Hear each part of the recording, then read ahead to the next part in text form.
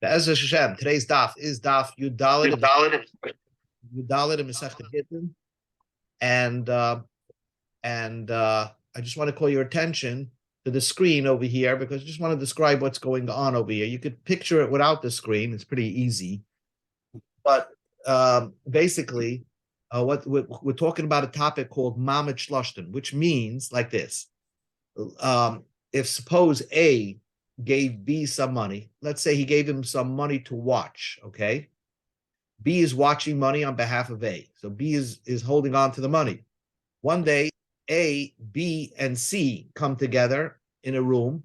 If A says to B, you know the money that I have deposited by you, I want you to give it to C. So then automatically B must give it to C. Even if B doesn't want to, he has to give it to C. And A cannot retract it. Okay, so let's do that again. Hold on.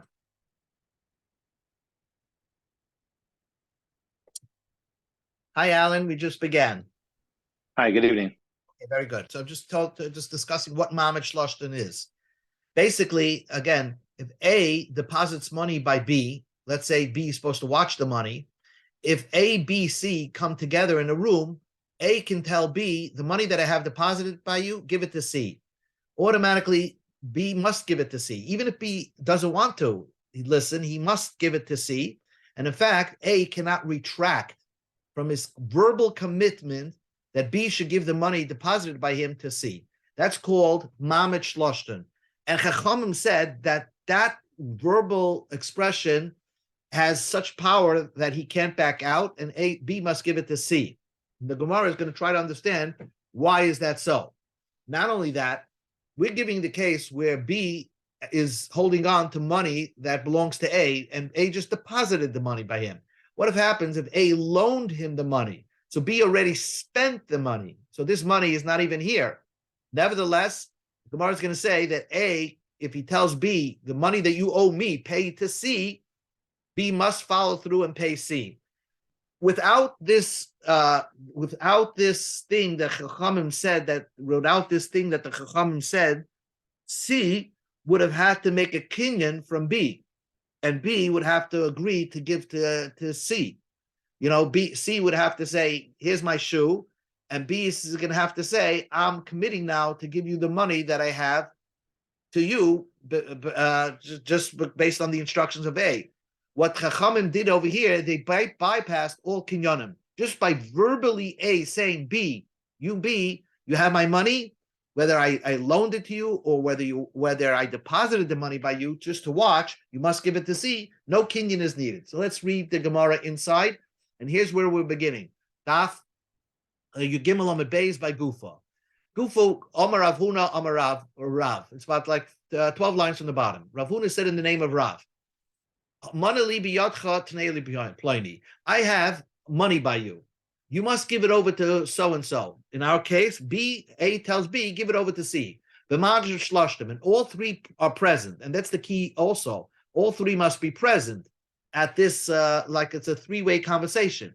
It automatically, B must give it to C, and there's no backing out by A. Amar Rava, and we're going to see, well, how does it work? There's no kinyan here. So what guarantees that B has to follow through on this? Amar Rava said, Mistabra milsta derabe pikadin. I think that the words of Rav was said only by pikadin, by a deposit, because the money is still here. So then it's somewhat more understandable why, even without a kinyan, A could say to B, just give the deposit, that money that I have by you, which is you didn't spend it, give it to C. But if A would have loaned the money to B, hence B would have spent the money and B just has he owes an IOU, he basically owes A the money, I would think that Mamet Shloshton doesn't work. That's what Rava said. But I swear to you, Rav said, Afila b'milva, even with a milva, even if B just has a loan by A, and if it was a milva, then Mamet Shloshton would work, and B must give the money that he would pay back the loan to A, he must give it to C. Itmanami, we learned the same idea. Omar Shmuel Mishmei the Levi. Shmuel said the same idea. Here it's clear. It's a loan that I have by you. don't pay me back, give it to so-and-so, but Mamad Shloshin, and everybody's there. The borrower, the lender, of course, and the lender's doing the talking, and the recipient that he wants to give it to. So if all three are present, the borrower must give it to the recipient. The Tamamai. So the Gemara asked the question, why does it work? How does it work? Amar Meimar. So maybe suggests an idea, because Nasa Ka'oimulam B'Shas Matan Mois, it's as if B would say that when he was given over the money, when A initially gave the money over to B, it's as if B said, Shabbat Loch, I'm going to be beholden to you to give it back to you. And anybody who is going to come on your behalf. In other words, and the key word is b'shas matan mois, when B received the money, whether it was a deposit or a loan, he made a commitment. B at that time made the commitment that he's going to be beholden to give the money to A or to whoever A designates. So therefore, B must follow through and give it when A says, I'm designating C to be the recipient. B must follow through and give it to C. Amalei Ravashi la Meimar. So Ravashi said to the Meimar, El miate hiknu loy nulodem de loy have a b'shas matan mois hochaname de loy kani. What happens if you say that this whole commitment occurred when A initially gave the money to B? If that's when this whole commitment happened by B, that he's going to give it to whoever designates, what happens if A says, I want you to give it to somebody who is not even born yet when I initially gave you the money? So it couldn't be that B would have designated to commit himself to give the money to whoever A designates if the person who A is designated was not even in this world at all. And yet Rav said that it would work. Now, so therefore, that cannot be the reason. Because the even if Rabbeir said a person could deed or sell something that's not in this world, yes, you can sell something that you didn't take possession yet of, but hani mili l'dovash yeshnei ba'olam, avol l'dovash eina ba'olam loy. You can only sell something to someone who is in this world, but to somebody who's not in this world, you can't sell anything to. So in other words, you're saying that B committed himself when he received the money to give it to whomever A designates. But what happens if A designates now to somebody who was not born when A initially gave the money to B? And yet we see Mamad Shloshton would work, because Rav said it works in all scenarios, no matter what. Don't even think about it. Mamad Shloshton works. So your reason why Maimer's reason why Mamad Shloshton works falls away. Ella Omar Ravashi says like this. We go to Daf Yidalad Amamei. Yidalad Amanal. The reason why Mamad Shloshton works, because a person right now, B wants to do this. B is committed to now to give it to C. And in fact, it's for his benefit to have B as his new creditor. Because by because now B benefits by changing between an old creditor, A, to a new creditor, C. And what does he gain by that? Because a new creditor is not going to be so aggressive to collect the money in time. You see, an old creditor, you've seen his face so much that you almost feel when the day comes to pay back, you're going to need to pay back in time. But now that there's a new creditor, there's a transfer to a new creditor. So B really commits himself that he wants to have this new creditor because maybe he'll buy some time. He doesn't. It's not for sure that really the time of the loan remains the same, but he feels that he'll have a shmiskite, a heimishkeit with the new creditor, and he'll be able to buy some time. So therefore, Gomar u'mishaben nafshe. Therefore, B makes up his mind and he commits himself to give it to C. So that's the way it works. Amalei Huna Huna. There was another man, Huna, not Rav Huna, but it's Huna. This Huna Mar Bereder Rav Nechemia. He's Huna Mar, Mr. Huna, the son of Nechemia, said to Ravashi, El Miata, this is your reason, what happens if the new creditor would be somebody who's like a loan shark, right? And therefore, Kagoin Hani Debei El Yashiv. These people, like Bari Baal Yashiv, these people were so hardcore lenders, the kafsi v'shakli la'alter, that bind people up in handcuffs in order to collect their loan right away. So these people, nobody wants them as a creditor. And what the Gemara is trying to say is that there are many people that even if they're the new creditor, they're going to demand the loan to be paid out right away. So therefore, hachinami, would you say in that case, the like honey, that Rav would not agree mamish shloshtem works, because in such a case, who wants this new creditor that's like a loan shark is going to demand to get paid right away? Are you going to say that's Rav would say that mamish shloshtem wouldn't work? Would you say if that's so? In Kainasati devarechel shiurim, then Rav gave his statement that mamish shloshtem, it depends on the circumstance. It depends who the new creditor is, who C is. If C is a tough guy, then B is not committed. Mamish shloshtem doesn't work, and we know Rav gave a blanket statement that mamish shloshtem always works. And the question is, what's the mechanics that it works? How does it work? Why did Chachamim say it works without a kinyan? And here you're seeing a fascinating idea, because you're always familiar with a halacha l'Moshe Sinai or a chayk from the Torah. There's certain things in the Torah that you don't really need to understand. You don't think about it. So same idea over here. There are three things. The Rabbanim made it like a halacha mechanically, and if you start thinking about it, there's no reason why this should work. Maybe Hefker, Bezdin, Hefker, or something like that.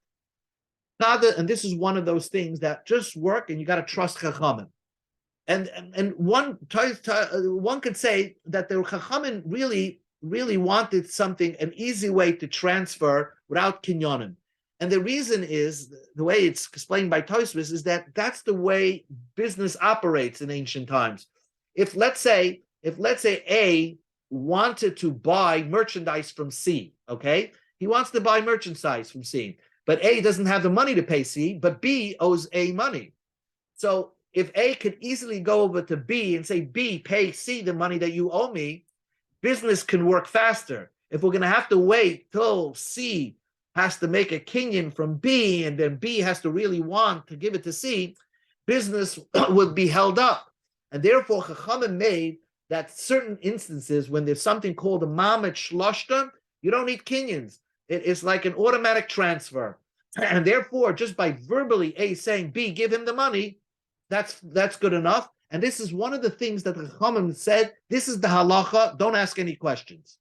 There's another thing, the Gemara says, in another idea, another situation where the Chachamim said, this is the halacha, don't ask any questions. If someone writes all my possessions belong to my wife, one would think that after he dies, all his possessions belong to his wife, and none of it goes to his kids. The answer is nobody means that. Even though he wrote it, probably the guy didn't mean it.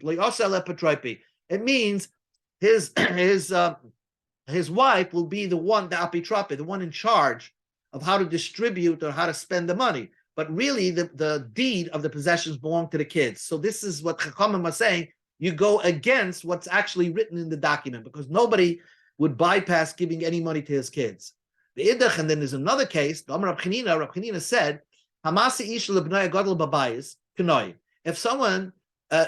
if a father, without saying anything, he took his son and he made the chasana for his oldest son, let's say in a summer cabin that he has upstate, right?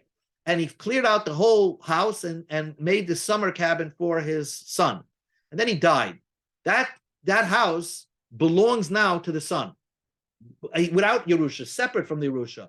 It was almost the father gifted him the house so that he'll have a place to live. So there's even though he didn't verbally express that, Chachamim understood that's probably what he wants. And therefore, automatically, don't ask any questions. Chachamim said it belongs to that oldest child. Amalei, Rav Acha Bardala, Kaba da Marika, Rav said to Rav Acha Bardala, I have by you, Rav Acha Bardala, a little saffron, a little vial of saffron. I want you to give it to somebody else, and I'm sending you in front of him and in front of me, mamich shloshtan, and therefore I cannot retract. You must give the little vial of saffron that I have by you, give it to him. So the Gemara says, Michlal, doesn't this imply the Iboy Hadabay, Matzah Hadabay, that if Rav wanted to backtrack, he could have backtracked. That's why he said, I'm not going to backtrack. But once it's Mamit Shloshtem, you don't have a right to backtrack. So why did Rav have to say, oh, and I'm telling you this because I'm not going to backtrack? So the Gemara says, this is what Rav meant to say. Devarim halol in the Chazara. Because I'm doing Mamit Shloshtem over here, I have no right to backtrack. So Rav said, that vial of saffron that I have by you, Mr. Give it to so-and-so. That's what Rav told Rav Acha Bardala. So the Gemara says, then, what's this whole lesson about Mamit Shloshtan? Ha'amar Rav Chadar Zina. Rav said this one time. Damar Rav Hun Amar Rav, Marali biyatcha tnei l'play Mamit Shloshtan, kana. Rav said the idea of Mamit Shloshtan works by a large amount of money, and if you said, the Mamit Shloshtan, give it to so-and-so, it automatically works. Why did Rav have to teach it again to Rav Acha Bardala with a little vial of saffron? The Gemara says, Imahi, if you just have one statement of Rav, Havamina Halamini Matan Maruba. When do you require all three to be present? The lender, the borrower, and the recipient is only if it's a large gift. Ava Matan Mu'etis, but if you're dealing with a small vial of saffron, I might think that the recipient doesn't have to be there. We don't need that the recipient needs to be there, and Mamit Shloshtan will still work. Kamash Malan. That's why it's called Mamit Shloshtan. It's called Mamit Shloshtan because all three need to be present.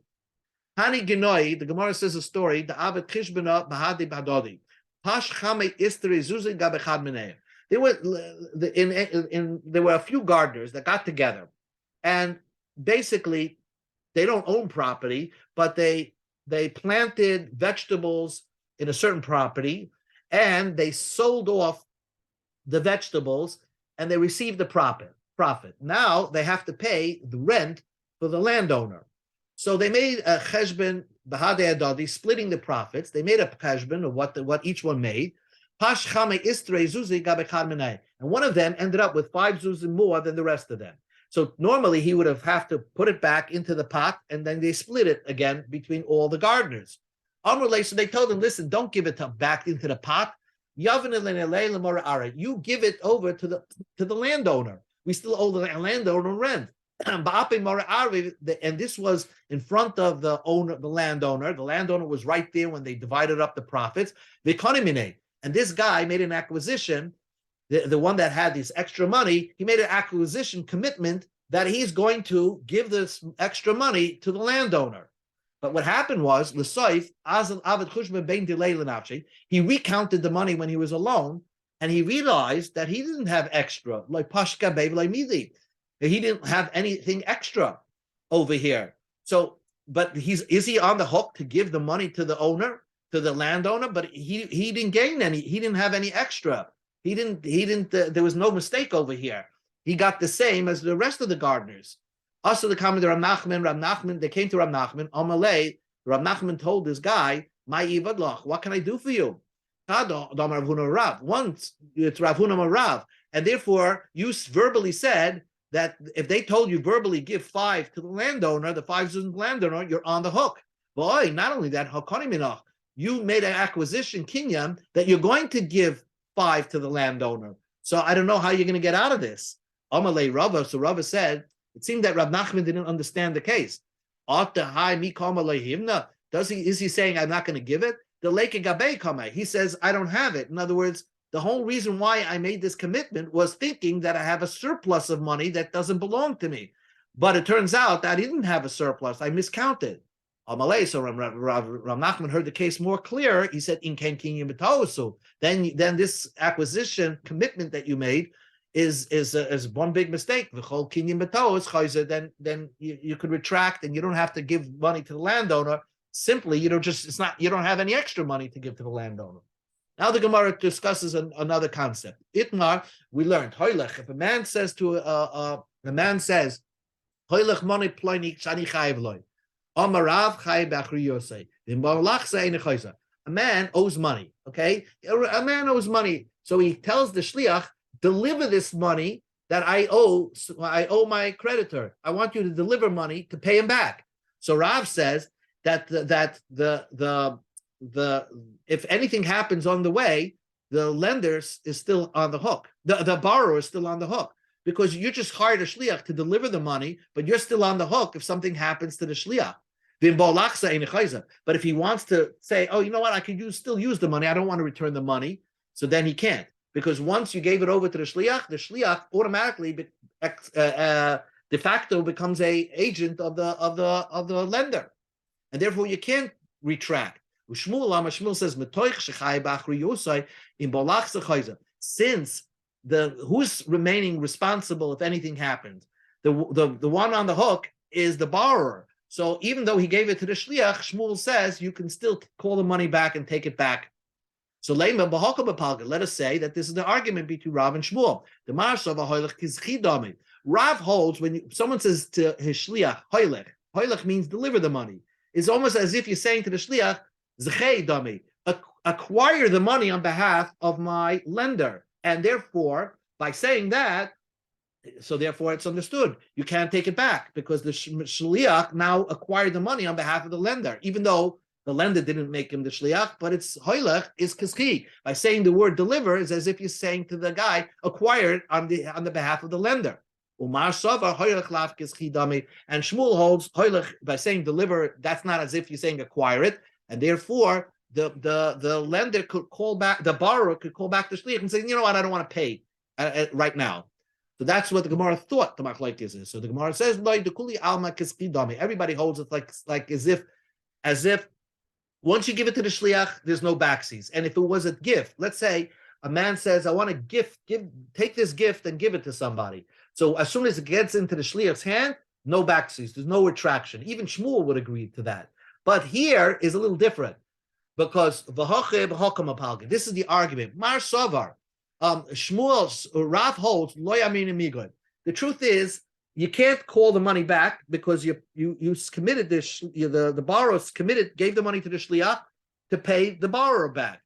He can't call the borrower. He can't call the shliach back and say, "Give me back the money." But also, the shliach is not responsible for to hold on to the money because the lender never made the shliach a shliach. It's the borrower that's making the shliach. So therefore, the Rav says you could split it in half. That the shliach is not chayiv in responsibility. The responsibility is still on the borrower, but the borrower has no right to retract what he gave to the shliach. And Shmuel says you do say migoy. You can't split it. Once he has a right to call back the shliach, automatically, once he has a chrayas, he has automatically the right to call back the shliach. Tanya de Kvasi Rav, we learned the same thing like Rav. Hoylech money leploni sheni chayiv loy, 10 money leploni sheni chayiv loy. Hoylech money leploni pikodem sheyesh loy biyadi, 10 money leploni pikodem sheyesh loy biyadi. Chayiv b'achriyusa. So the Brisa gave you two cases. One, when a guy hires a shliach to pay a loan, the borrower is sending money via a shliach to pay back a loan, and one is the guy is a shomer and he's sending through a shliach the pikodin that he was given. So in both cases, as soon as he says hoylech, he's chayiv b'achriyusa. He didn't lose. The shliach doesn't take responsibility over here. The original guy takes the responsibility. Either the borrower or the shomer takes the responsibility. Just because he gave it to shliach, you didn't relinquish any responsibility here. But if you want to call the shliach back and say, you know, I don't want to return the money now, or I don't want to give the pikodin back, it doesn't work. Once the shliach got it, it's too late. So the Gemara asks, why by pikodin wouldn't it work? Why can't you call the shliach back? Pikodin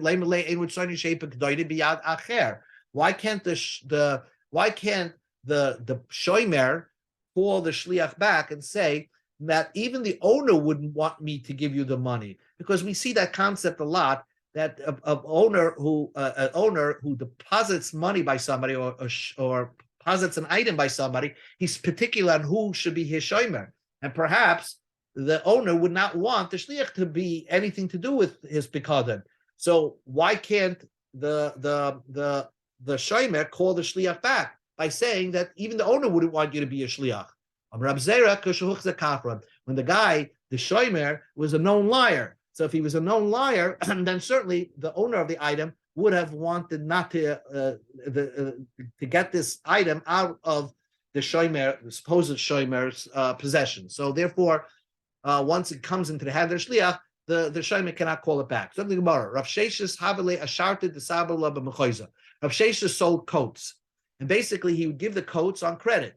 And so the people Mechoza took the merchandise and they owed Rav Sheshes money because they sold his coats. He's the manufacturing of coat business, so they bought on credit. Now they owed him money. Amalei Rav Yosef Bachama Bahadi the Asis Asinele. Rav Sheshes told Rav Yosef that when you're going to Mechuzah, bring me back the money that they owe me. Also, Yahavinile, they gave Rav Yosef the money, and are now Rav Yosef is in charge to bring the money back to Rav Sheshes. So basically, a borrower now is made a shliach to bring the Rav Yosef a shliach to bring back to Rav Sheshes. Amrle neklimina. They said, acquire from us. In other words, make a kinyan that you're going to take responsibility of this money if something happens. So Rabbi Yosef said, I'll take a kinyan, I'll take responsibility. And then at the end, he escaped. He never made a kinyan acquisition, and he never took on the responsibility. If something would happen, he would insure the item, insure the money back. So he asi legabe, when he got back to Rav Sheshes, you did a good idea by guaranteeing that you're going to bring me the money, because once you're guaranteeing, you're like a slave. It's a very hard to be so responsible to a creditor. And the pasuk uses an expression, eved loiva. A borrower is like a slave to the person he borrowed from. In the other lashon, it says you don't have to do it because they're the slave over here. They always have to take on responsibility until I get it back, until I get the money back. Same idea. So the Gemara, one last story, and then we'll stop. Rav Acha bereid Rav Yoshia havale ispekod the kaspa benahardoi. Rav Acha had this silver cup in Adoi. Rav Acha bereid Rav Yoshi. We go to Amid Beis. Amalei Rav Dostoi Bariani Rav Yosi Bar Kaifa. He told Rav Dostoi and Rav Yosi, Bahadi the Asis, when you go to this place, I sinele, bring it back to me. So what's the name of the place? Nahardoi. So, and Rav Achai had this silver cup that somebody owed him a silver cup, and he told Rav Dostoi and Rav Yosi, when you go to Nahardoi, bring me back my silver cup. Also, Yahavinele, they brought it back to him. Amrulei, also the people who had the silver cup gave them over to Rav Dostoi and Rav Yosi. Amrulei, but they told him, we want you both to make a kinyan that you're going to take responsibility, that if something happens to the silver cup, you're going to make whole. We're not taking responsibility. Amrulei, so they said, no, we don't want to take responsibility for this silver cup. We could be a shliach to bring it back to Rav Achai, but we're not taking responsibility. Amrulehu, so they said, Ahadarnan Lam, then give us back the silver cup. We don't want you to be our shliach anymore. So Rab Dostoi, Rab Yani Amalahu En. Rab Dostoi said, I'll give you back your silver cup. But Rab Yosi Bar Kifar, but the other shliach, which was Rab Yosi Bar Kifar, Amalu Loi, I'm not giving you back the silver cup because I'm like the agent of the owner of the silver cup, Rab Achai, and once I have it, it's like I'm acquiring it on his behalf. So Have Kumitzarulu. So the people who had the silver cup started to torment Rabbi Yosi. You better give us our silver cup back. We don't want to give it back to Rabbi Achai. Amalei. So Rabbi Yosi turned to his friend Rabbi Dostoi. Chazu Mar Hecha Ka'avid. You see what they're doing to me? They're tormenting me. They're tormenting me to give the cup back. Amalahu. So Rabbi Dostoi said, Tav, it's good that they're tormenting you. Rumalu lay. And then he told the people, you hit Rabbi Yosi till he gives you back the cup. Anyway, they ended up getting out and they brought the cup back to Rab Achai. When they got to Rab Achai, Amalei, so Rab Achai said, Rab Yosi was so angry at his partner, Rab Dostai.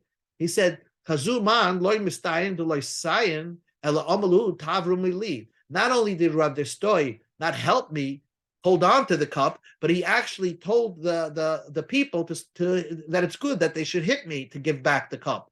Rabbi Yossi is the hero over here because he was held on to the cup and brought it back to Rav Achai, despite the fact that Rabbi Stoi was telling the other people, hit Rabbi Yossi so he gives you back the cup. Amalei, so Rav Achai asked Rabbi Stoi, Amai te Evan Hachi, why did you do such a thing? Amalei, he said like this, I was trying to save my life. Oisim b'nei Adam, the people who had your silver cup, those people, hein ama, they're very big people. That they measure themselves in amas, that's like yardsticks. That's how tall they are. The koivin ama, their hats are ama. They wear intimidating clothing. Umedabrim mechatziyeim, they speak from their stomachs. They have a deep voice. Ushmoiseim b'vahalin, and their names are scary. Ardo pili bereish. They have goyish names. Aimrim, if they would say kafusu kaifsim, if they say to somebody handcuff him, people will listen and handcuff them. Aimrim haroig, if they say to somebody kill, hargim, people will kill based on their say so. So basically, what he's saying is, Rav Stoi was saying, I was so intimidated by these people, I wanted to give the cup back and not take it. And he's saying, Ilu hargis Stoi minasan yana abba kabar kamoisi. If they would have killed me, would my father Yanai, he uses the word abba out of respect, but would my father Yanai present him, who's going to present another son like me? In other words, maybe I'm an only son. So I had what to be nervous. So Amalei, so Rav Achai wanted to understand, how real nervous are you? Are they very close to the government, these people? Amalehen, they're very close to the government. Amalehen, Yeshlehem, Susun, Pradim, Shratzim, Achrem. Do they have a whole army of like a protection force that runs after them? Amalehen. So basically, they were the most intimidating people you could encounter. So that's why Rav Stoi caved in to give back the silver cup. But Rabbi Yossi held on to the silver cup. But anyway, so Rabbi Yossi was complaining why Rav Stoi caved in. Amalei, but Rav Achai sided Rav Stoi. You did good by not giving back the cup, because I could understand why you were so afraid of these people, and therefore you didn't, and you have a right not to take on the shlichus. Okay, that ends today's daf.